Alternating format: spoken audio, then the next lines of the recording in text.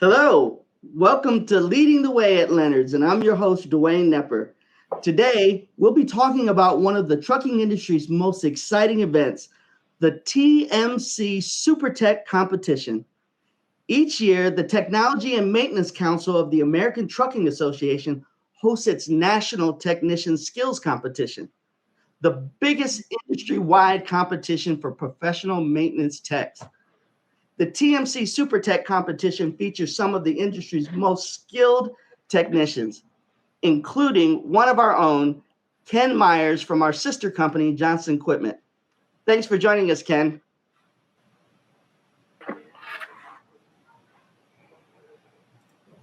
Oh, did we meet? Thanks for having me. Gotcha. Also joining us from Leonard's Express is our software manager, and he actually does so much more for Leonard's Express, Patrick Johnson. And of course, riding shotgun with me is past chairman of the Technology and Maintenance Council and Leonard's Express CEO, Ken Johnson. Good to be here again, Dwayne. Ken Johnson, you actually grew up on the tech and maintenance side of the business. Can you share a little bit about your early days in the trucking industry and how this helped shape your career?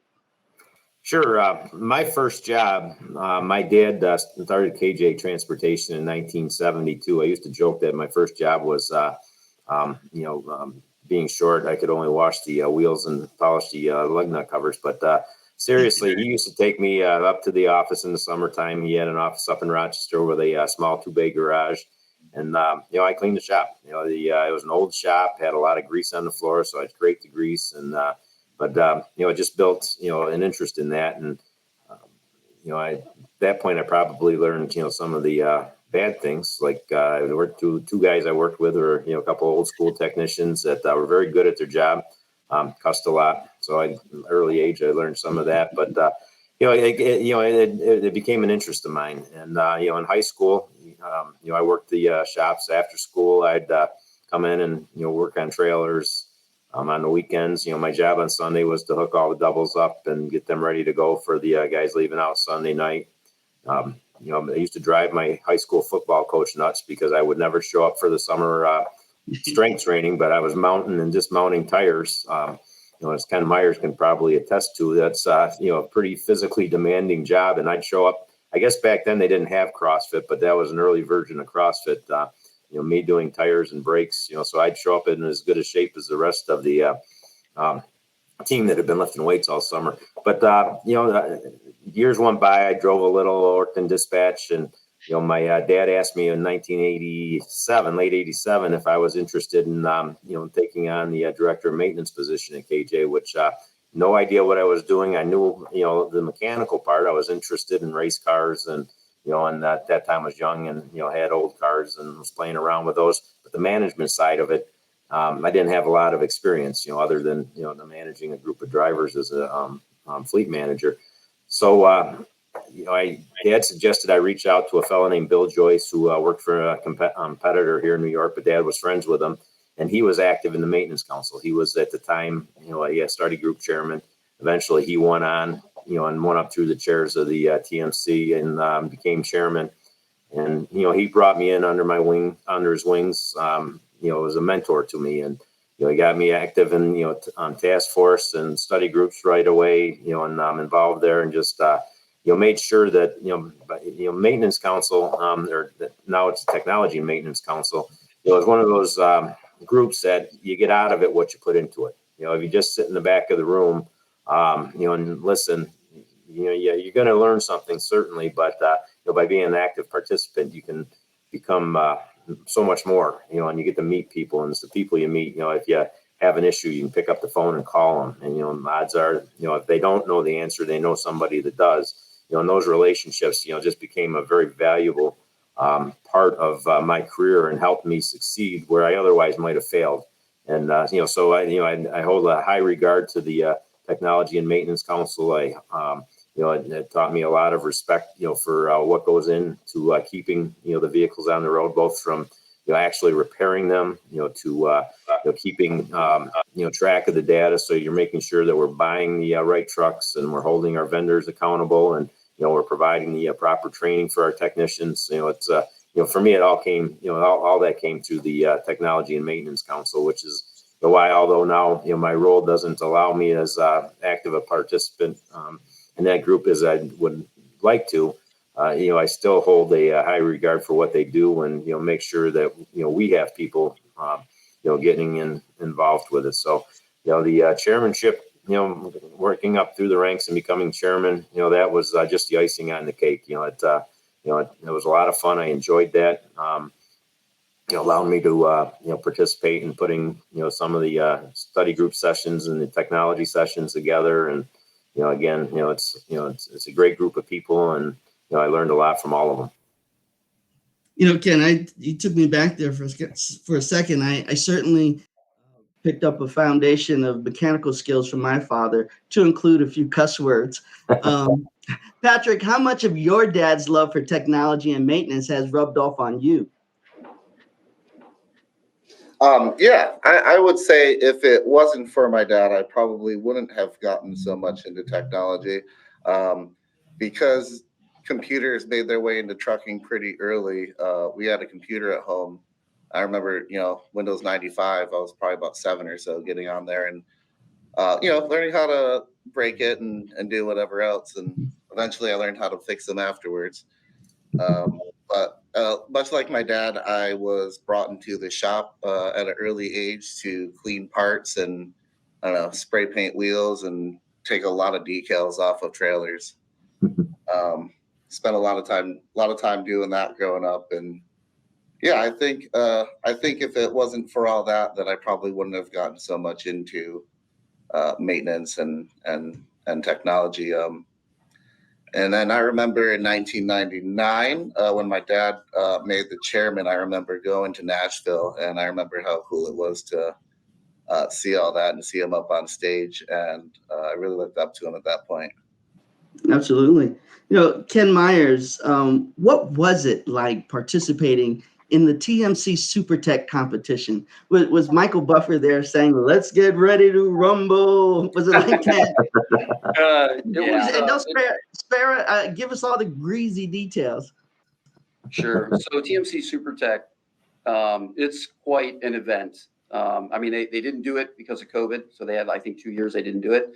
So this was like the first year back full swing, is my understanding. I also competed back in 2008 when it was in Nashville, and that was a very, very large event. It just blows your mind when you walk in and you see how many trucks they've squeezed into some underground lair.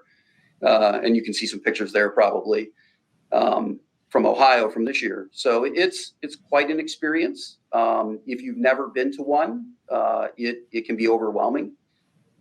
It was for me the first time I went in 2008. It was pretty overwhelming. I didn't do as well as I had thought that I was going to do. I went in pretty overconfident because in that year I won the New York State competition. So I was a state champion in 2008. Went in thinking that I've got this, no problem, and didn't even place in the top 10. So it will definitely humble you. And it's very, very fierce competition. You have to put a lot of prep work in if you want to do well. And I think that's the key to success there, is the prep work. They do this year at TMC, they did about 20 total events across 2 days. So day one is like written test, starts with a written test, and then they have some hands-on stations set up, and you can see some pictures there of the hands-on stations where you go through and you do electrical, you do lift gate, you do cybersecurity is a new one that they added, brakes, wheel end, etc. So they do those on day one. Day one's basically qualifying round. So if you're a state champion, you automatically are a shoe-in for day two, so you don't have to qualify. Obviously, your scores count towards the overall score, but there's no need to qualify if you're a state champ. So not everybody qualifies. So there were about 9 or 10 technicians that didn't make it from day one this year to day two. Luckily, I did. I made it to day two, competed in day two. There's another 10 or 11 or maybe 12 stations that they do. It's a lot more hands-on on actual trucks and not like a static station. And you get 23 minutes, by the way, at each station. throughout this competition. So 23 minutes to do whatever it is the task is at hand. And I'll give you a good example. Like on the fifth wheel station on day one, they had a setup in a room with a bunch of different fifth wheel parts and a fifth wheel and a written test with 50 questions. And you have 23 minutes to do the best you can on the 50 question written test and put your hands on all the parts and answer the questions on those parts. So I probably got maybe half of those questions complete in that 23 minutes because it's just that much to deal with. So, and then at the end of day two, after they do the hands-on stuff on the trucks, later that evening, they do an award ceremony and they announce the winners. This year they did top 5. Got to come up on stage and get prizes. And I placed 24th overall, which I'm pretty happy with. I wish I could have spent a little bit more time preparing, but real work takes priority over prep. Absolutely. I mean, obviously you were among the best, so that's quite the accomplishment. I think we have a great video that the TMC produced to promote the SuperTech competition over the summer. Let's take a look.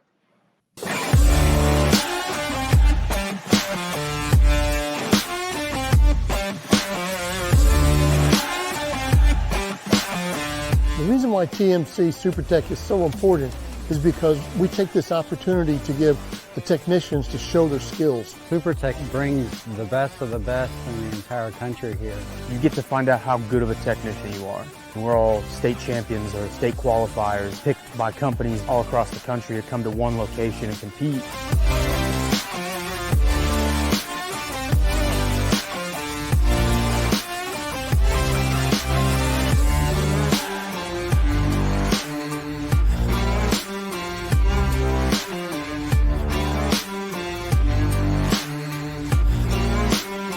TMC SuperTech is a great learning experience. As you're competing, you're always learning something. I've been competing in SuperTech for 8 years.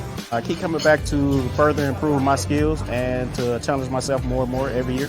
Always invest in yourself and strive to be better every day. I enjoy the competition a lot. Every year I'm getting better. I'm learning a lot more. Now I know, with great assurance, what I'm doing is right. And when I fix it, I know it's done right.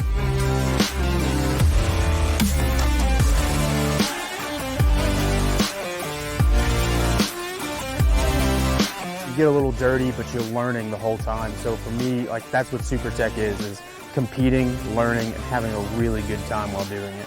If you want to come and improve yourself as a technician, this is the place to do it.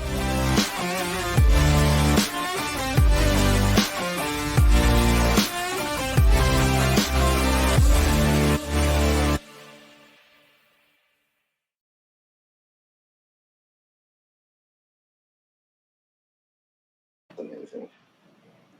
Get you psyched there. I'm reminded of a movie about a dodgeball competition where they train by dodging wrenches, and not to make light of it, but really, Ken Myers, how competitive was it? Was it like the Super Bowl for the technicians competing in it? Yeah, I mean, at TMC, I guess you could equate it to the Super Bowl. The differentiation I would make there is at the Super Bowl, it's football teams playing each other and it's a team, right? It's a team effort. So I would say it's probably more akin to the Olympics because it's all individual. It's all you. You can't phone in a friend. There's nobody to help you out. It's what you bring to the table. And again, like I said earlier, it's pretty overwhelming. So preparation is key, and those that prepare well typically do well. It's the best of the best. So to just go and compete is one thing. Not everybody goes to compete. There was 86 or 88 competitors this year. In 2008, when I went, there was 137, I believe. So it's a lot of technicians there to compete from all around the country. And not everybody makes it to day two. That's the other thing. Just because you show up doesn't mean you're going to make it through the entire competition because you got to qualify. Super Bowl or the Olympics, either one, you could equate it either one. It's still a big stage. Patrick, as an observer, what impressed you the most about the TMC SuperTech competition and the event as a whole? Yeah, I thought it was really interesting just how focused an entire room full of people could be. There was like an observing area where you could walk up way above everyone else. I think one of the pictures kind of showed that. And I swear it was quiet as could be. You would not imagine there was that many techs out there working on stuff. And when you walked around among everyone, there's no intermingling. There's no chit chat. Everyone is so focused on everything that they're doing. It's really, really neat to watch.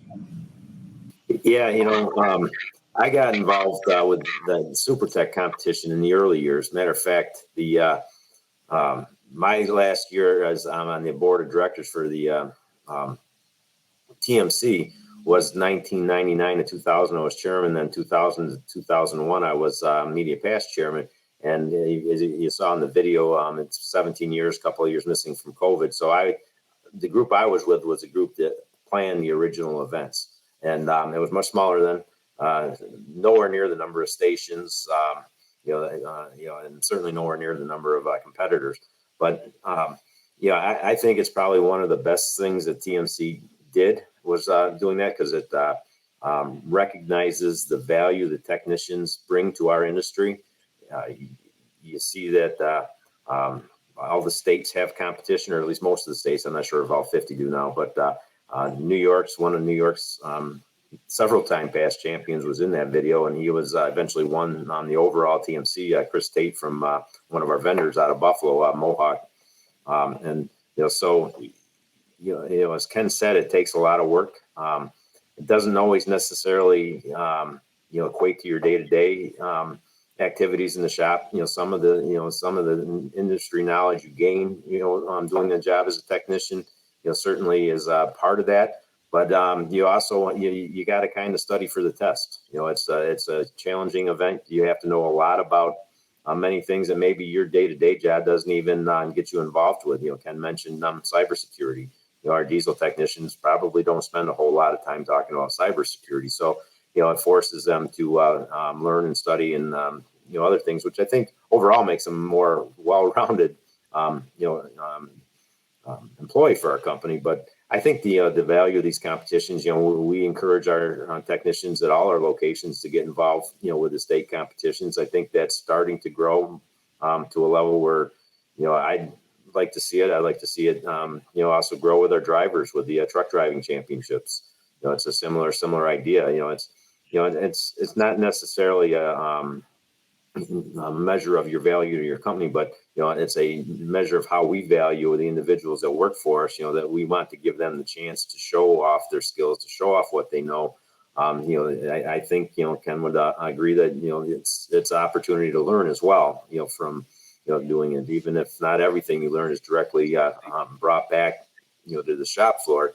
But all of our technicians are valued, and as all our employees are, and this is just a chance to celebrate that, and we're very proud and happy that Ken was willing to take that on, as well as any of our other technicians that participate at the state level.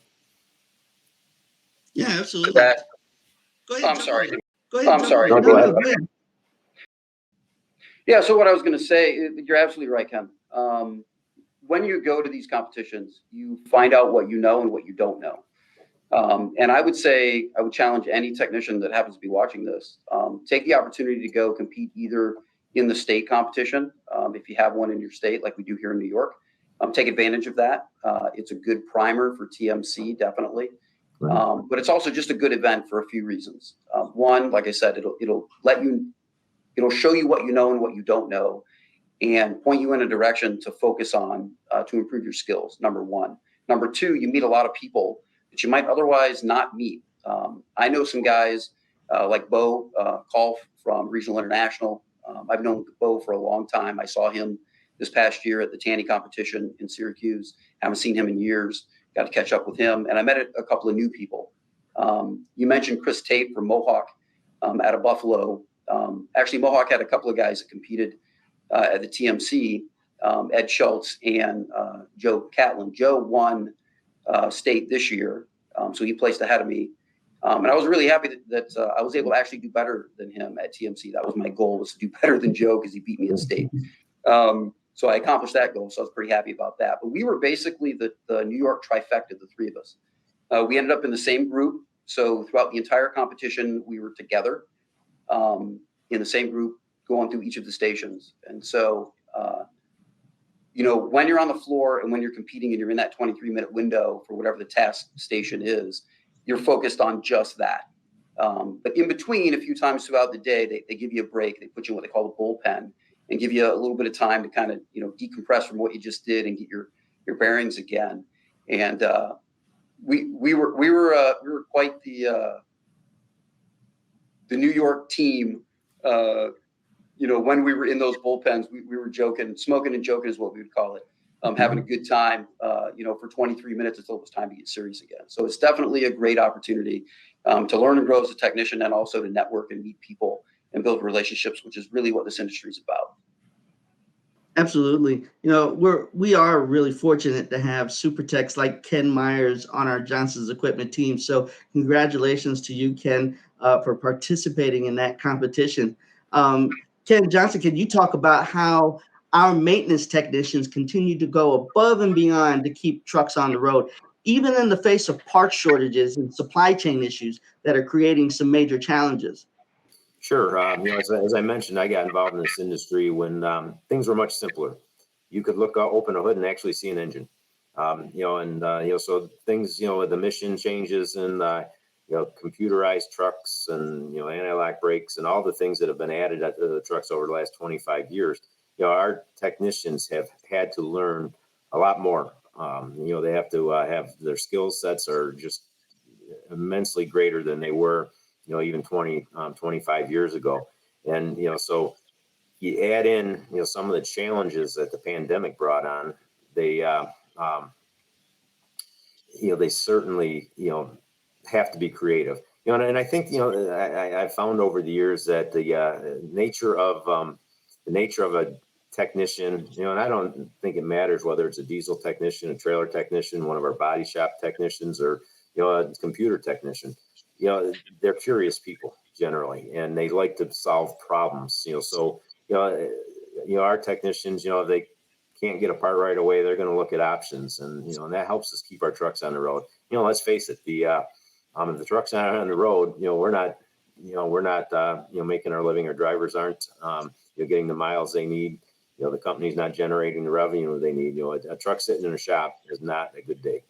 So every now and then, obviously, we have a routine scheduled maintenance, that we have to put a truck down for. But if it's sitting waiting for parts because of something failing, it's not a good day for us. So I have the highest level of respect for our technicians, and all technicians for that matter.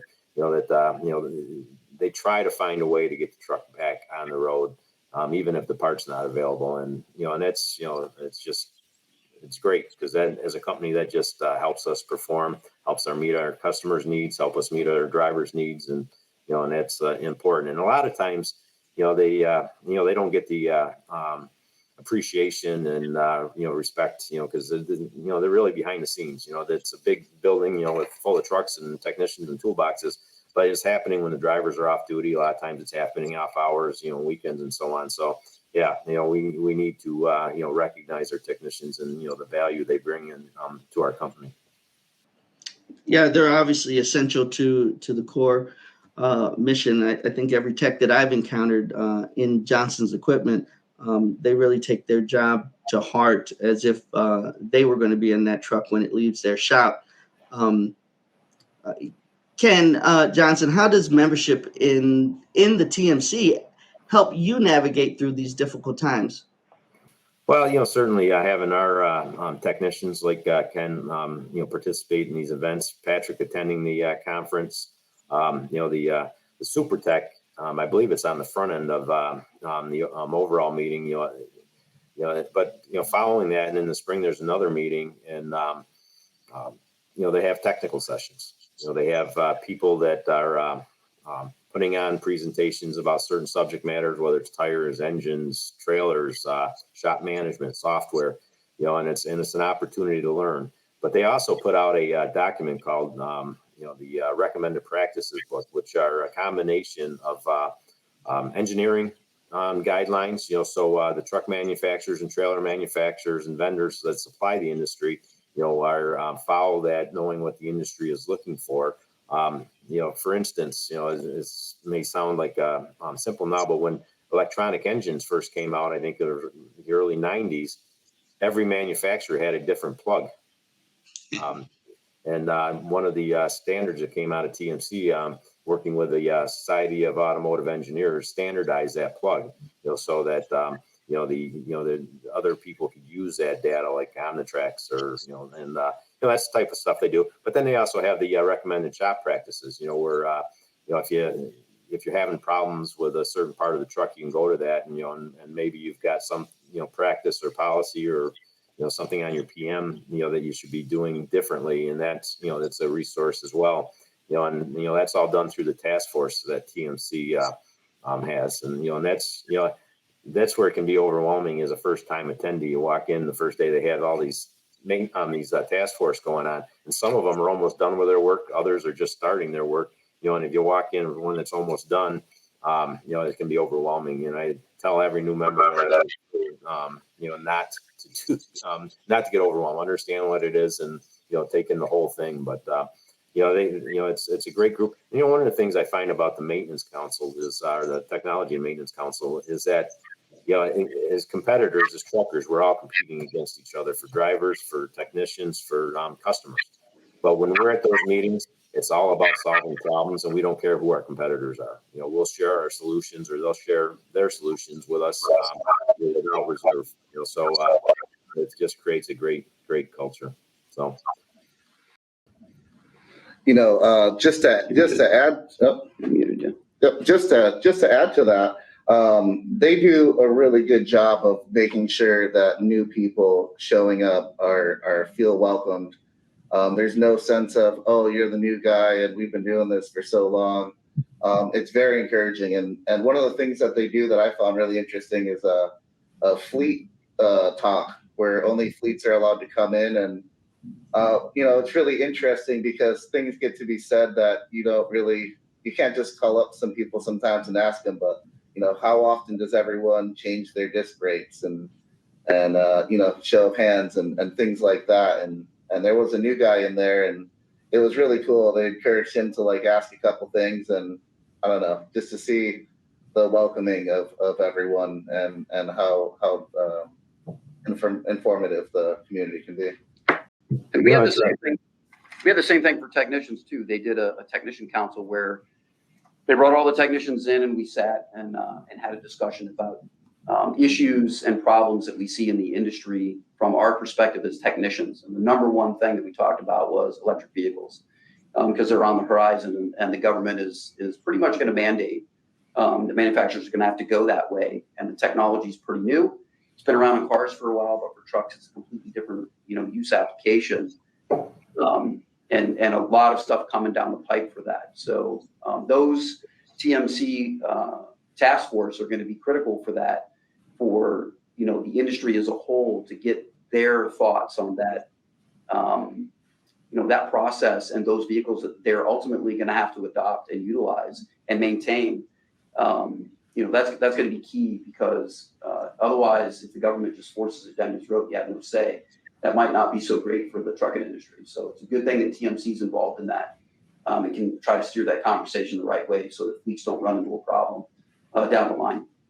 That is a really good point, because if you look at the list of all the different things going on, it really is a forcing of the electric vehicles. There wasn't a whole lot of discussions on hydrogen or any other types of green energy. It was definitely a lot of electric vehicles. But I find myself trying to get into as many of the future study groups and RPs as I could, just because that's what's coming down the pipe, and someone has to figure it out. Patrick, you mentioned how welcoming the competition actually is. I was wondering if the age-old prank of sending someone for blinker fluid or asking the question of how much a Henway still goes on in that environment. It happens in the shop on a daily basis. Yeah, still looking for those muffler bearings. But you bring up a good point about TMC, Ken and Patrick, that one of the things that I found the value of the group is the manufacturers and the vendors that support the manufacturers at TMC. There may be some sales people there, but there's a lot of technical people, and they're there to listen to what the end users want, what their challenges are.